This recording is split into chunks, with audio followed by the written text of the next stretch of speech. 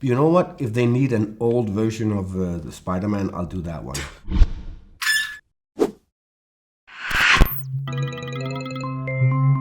So, you've been doing a lot of drama and action movies and shows. How's it to be back at the Jensen comedy now? Well, it's fantastic, and it was about time. It took him 10 years to go from Adam's Apple and do this one. So he's been busy doing a lot of other things, writing for other people, and we've all been pushing him to make another film in his universe. So, it was very much like coming home. Yeah. We started out together, and the people you see on the poster have all been in his films before. And so it was something that we all cherished a lot, and we just thought it was way too long to wait for 10 years.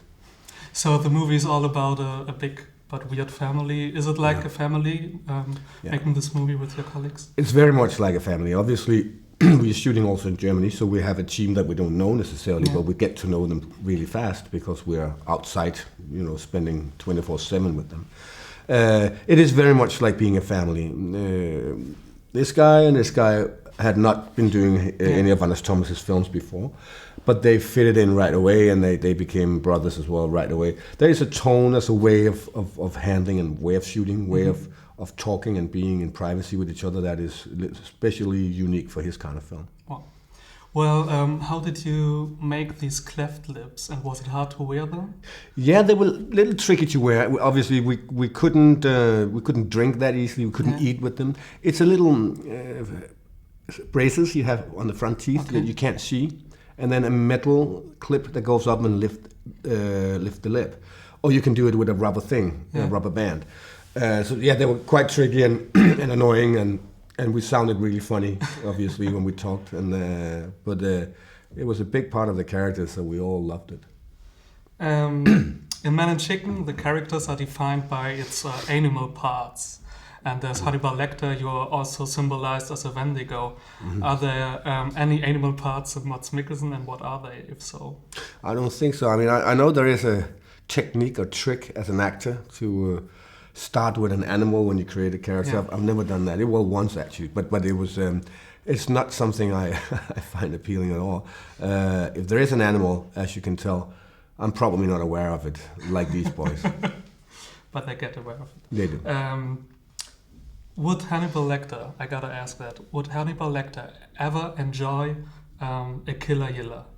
Would he go to the Green Butchers and say, that's delicious?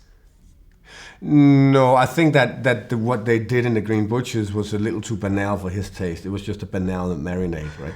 He's a little more elaborate. He wouldn't mind them being around. I don't think he would be finding them rude or mediocre people, but they would probably not be part of his social company. Okay, I've got to ask that because Hannibal has not been renewed. How did you find out, and what did you think about? Oh, we knew that. We didn't know that they for a fact were not going to pick it up again. But we had a hunch. I mean, the numbers has been floating right there for 3 years, and we've been on the mercy of NBC that they kept doing it because they were very proud of the show. So we owe them a great deal that they actually did it for 3 seasons. We have a fantastic show. We love it, and a lot of people do love it. So now we can just sit down and wait and see if somebody else picks it up. And if that's not the case, it's been 3 fantastic years for us. Can you tell us a little bit about season 3? Is it going to end with a big cliffhanger like season 2? So if it wouldn't be renewed, would it be very bad for the fans? I think the nature of a TV show like this will always end with a cliffhanger that can go both ways, right? Okay. There's a lot of interesting stuff happening. Obviously, we're going to the Red Dragon stuff in the 3rd season, and you will see very different sides of all the characters. While shooting Men&Chicken, is there a lot of improv, or is it mostly based on the script because you're so familiar with each other? It's very based on the script. Having said that, we spent some time working on the script, so it kind of fits the situations and fits the way that the characters eventually talk. So they say different things, they have a different aggression level. We can definitely do some improv, but it's mostly physical stuff, little timings we figure out that will be interesting or funny or crazy. But the script is so tight, and we love his words so much that we all are looking forward to say the lines anyways. There's a lot of violence in the movies. Has anyone been hurt?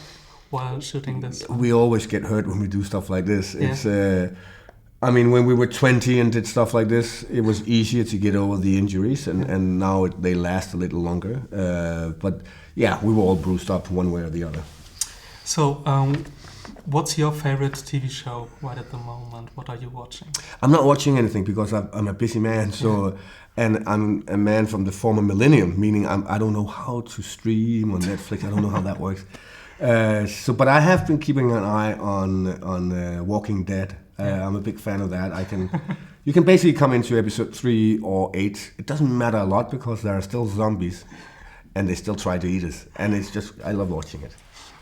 Your brother has been playing in House of Cards. Yeah. Will there ever be a chance to see you two again on the screen? I hope so. We've done it a couple of times in small little scenes, but hopefully one day again, whether it be in Denmark or somewhere else, time will tell. He's definitely making his move right now, and he's done a fantastic job on that and Sherlock Holmes. So he gets more and more offers. So hopefully we'll meet out there one day. And one last question I've got to ask. There are a lot of European actors that are playing villains, and they are playing villains in superhero movies. Mm-hmm. Is there any chance that Mads Mikkelsen is going to join a superhero movie? Yeah, well, time will tell. I was very close to do one with the Thor film, but it couldn't match up with what I was doing at the time. And you know what? If they need an old version of the Spider-Man, I'll do that one. Let's skip the villain. The old Spider-Man. The old Spider-Man, yeah. Vintage version. Is he able to fly around? Oh, yeah, sure. Yeah, better than before, actually. He's very stubborn. And he's got more dance moves? He's got a few. Yeah. Yeah. That would be awesome. Okay. You got it. Thanks a lot.